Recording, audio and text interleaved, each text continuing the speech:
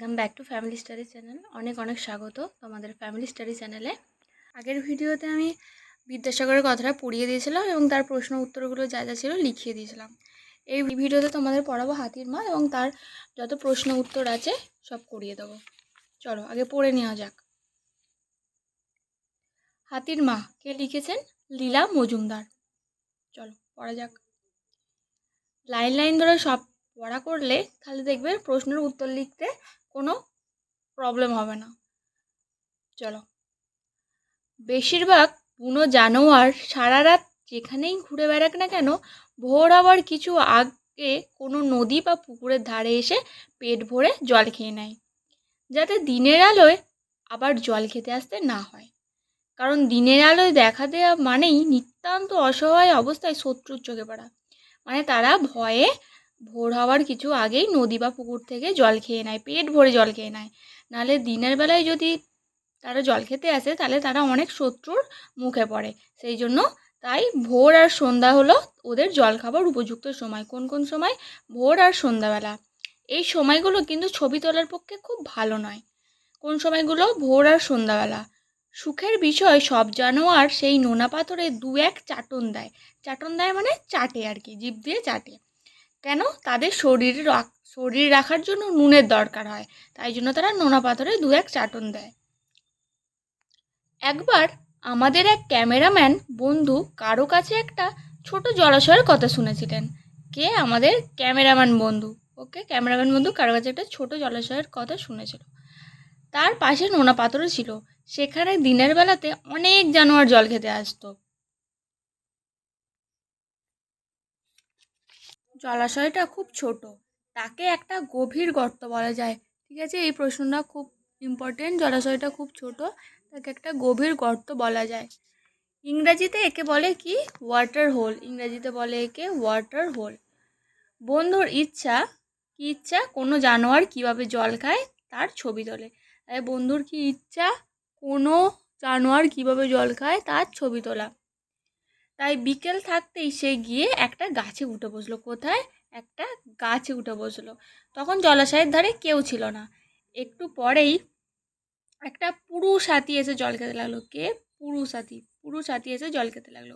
জল খাচ্ছে তো জলই খাচ্ছে। তার জল খাওয়ার বহর দেখে বন্ধু তো অবাক হয়ে গেল।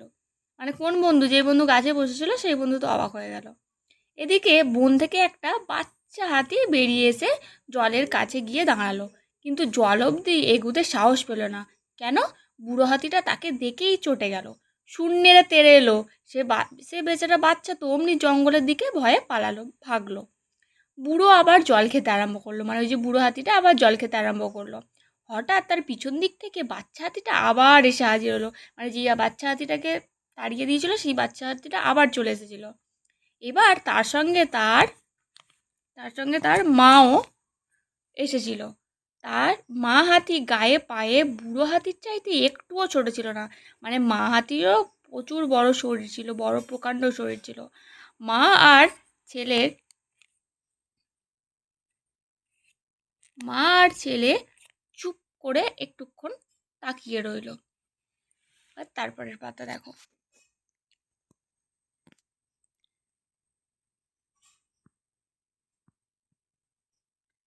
তারপর বাচ্চাটাকে দূরে দাঁড় করিয়ে রেখে মা একা এগিয়ে এসে সুর তুলে বুড়োর পেছনে এমনি জোরে সপাত করে এক বাড়ি মারলো। তাহলে মা হাতিটা ওই বুড়ো হাতিটার পেছনে একটা সপাত করে বাড়ি মারলো।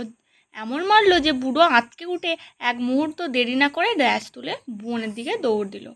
তখন মা বাচ্চার দিকে তাকাতেই সে এগিয়ে এসে পেট ভরে জল খেলো। তারপর মাও জল খেয়ে বাচ্চা নিয়ে হেলে দুলে বনে ফিরে গেল।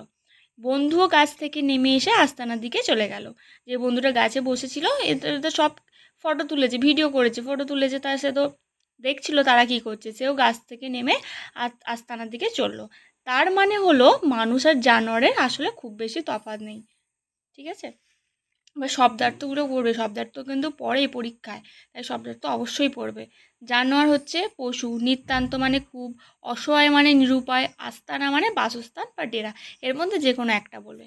ঠিক আছে, এই হলো হাতির মায়ের পড়াটা। এবার প্রশ্নগুলোর উত্তর আমি লিখিয়ে দিয়েছি, তোমরা খাতা পেন লিখে নেবে। খাতা পেন বার করে নাও, লিখে নেবে। প্রথম প্রশ্ন দেখো, বুনো জানোয়াররা কোথা থেকে জল খায়? দেখো,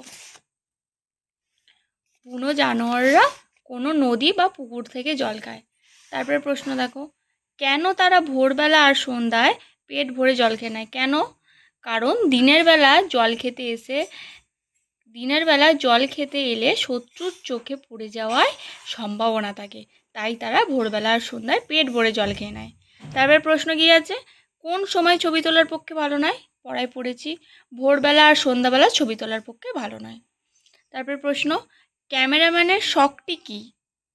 এখানে একটা প্রশ্ন আছে, শরীরে নুনের চাহিদা জন্তুরা কীভাবে মেটায়? জানোয়াররা নোনা পাথরে 2-1 বার চাটন দিয়ে শরীরে নুনের চাহিদা মেটায়।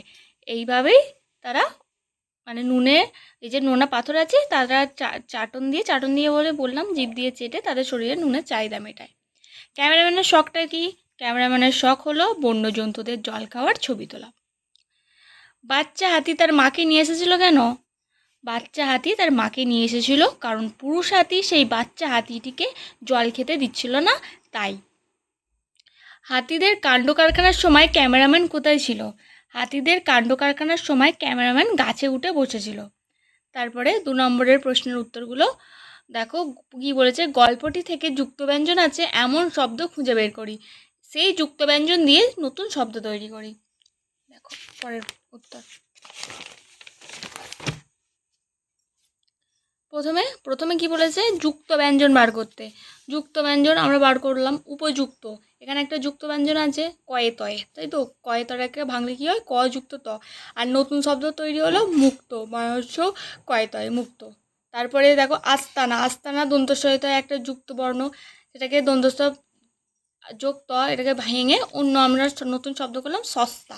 তারপর আরও আছে বন্ধু, দন্তনয় ধয়ে, দন্তন ধয়া ভাঙলাম, গন্ধ, ইচ্ছা, চয়ে চয়ে, চ যোগ চ, বাচ্চা। এবার 3 দাগের কি বলেছে, উঙয়ে গয়ে বসিয়ে লেখো। বর্গীর্য দিয়ে এখানে ফাঁকা দিয়ে ল দিয়ে দিয়েছে, দ দিয়ে ল দিয়েছে, উত্তরটা লিখে দাও। জঙ্গল হবে দঙ্গল, অঙ্গন আর প্রাঙ্গণ। 4টা কি বলেছে, 4টা বলেছে বিপরীত অর্থের শব্দ লিখি। প্রথমে আছে উপযুক্ত, উপযুক্তের বিপরীত হচ্ছে, বিপরীত শব্দ মানে কি, উল্টো, বিপরীত যেটা সোজা বলবে তার উল্টো লিখতে হবে। যেমন দিন রাত, এগুলো তোমরা আগেও করেছো, ঠিক আছে, এবার দেখে নাও। উপযুক্ত, অনুপযুক্ত, পিছনে, তার অপোজিট কি, সামনে। বুড়োর অপোজিট যুবক, তফাৎ একরকম। তারপরে প্রশ্ন কি বলেছে, বাক্য রচনা করি। চলো বাক্য রচনা দেখে নাও। হাতি দিয়ে বাক্য রচনা করতে বলেছে, খুব সহজ করে তোমাদের বাক্য রচনাগুলো লিখিয়ে দিয়েছি, ভালো করে লিখে নেবে এবং মুখস্থ করবে। আর কোনো অসুবিধা হলে অবশ্যই আমাকে কমেন্ট বক্সে জানাবে। হাতির শরীর অনেক বড়, মা, আমি মাকে ভালোবাসি। পরের আছে প্রকাণ্ড, আমাদের বাড়ির পাশে একটা প্রকাণ্ড গাছ আছে। মুহূর্ত, আমি 1 মুহূর্ত দেরি করব না। গর্ত, ইঁদুরটি গর্তে ঢুকলো, বা ইঁদুর গর্তে থাকে, নিজের ইচ্ছা মতো লিখলেও হবে। এগুলো খুব সহজ করে লিখে দিয়েছি। এই ছিল আজকের প্রশ্ন উত্তর, এবং পড়াটাও পড়িয়ে দিয়েছি। লীলা মজুমদারের লেখা হাতির মা, 189 পাতার সব প্রশ্নের উত্তরগুলো লিখে নেবে।